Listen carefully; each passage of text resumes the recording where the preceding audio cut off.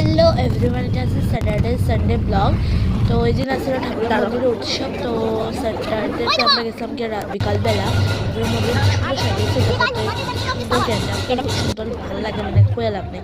তারপরে দেখো এদিকে গিয়া ওই যে রথ কি সুন্দর দেখতে। তারপরে দেখো অডিটোরিয়ামে গেছি, অডিটোরিয়ামটা মারাত্মক সুন্দর সাজিয়েছে। তারপর যে প্রোগ্রাম চলে, প্রোগ্রাম দেখলাম। তারপরে এই যে একজন সারেগামাপার গায়ক, খুব সুন্দর গায়ক, ফেমাস সিঙ্গার, এটা হলো রাজু দাস। তোমরা যে দেখছো তার গানুন দেখলাম। গানুন দেখার পরে এই যে সুন্দর করে দেখা না কত মানুষ, ভিড় পুরা।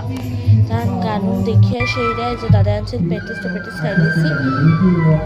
তারপরের দিন আবার গেছি গিয়ে মন্দিরে, তখন তারা খালি জাস্ট আমরা গেছি, তারা খালি আইসে খালি রেলির থেকে।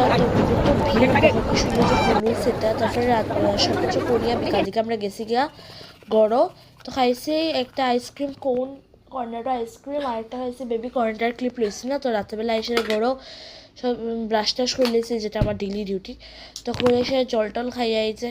আমার রূপচর্চা করলে মানে চুলুল দেখো, চুল কতগুলো পড়ছে আমার, চুলুল পড়তে আমার টাক পড়ে যায়। তারপরে দেখো সারফাস একটু মুখে লাগাইছে, কারণ গালের মধ্যে বহুত ফাটা হয়ে গেছে আর পিম্পলসও ভর্তি হয়েছে। তো সারফাস লাগাইলে আর কি আমার কম হয়, সবের কীরকম হয় জানি না, কিন্তু আমার সারফাস লাগাইলে বহুত কমে যায় আর কি। তো সারফাস লাগাই সেইটা ঠুটে লাগাইলেছি বরলিন লাগানোর পরে তারপর আবার জল খাইলেছি, যাই মুখে এখন ঘুমানিত।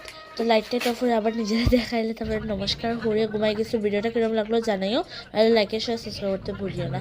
চলো ঘুমাই যাই, গুড নাইট, টাটা।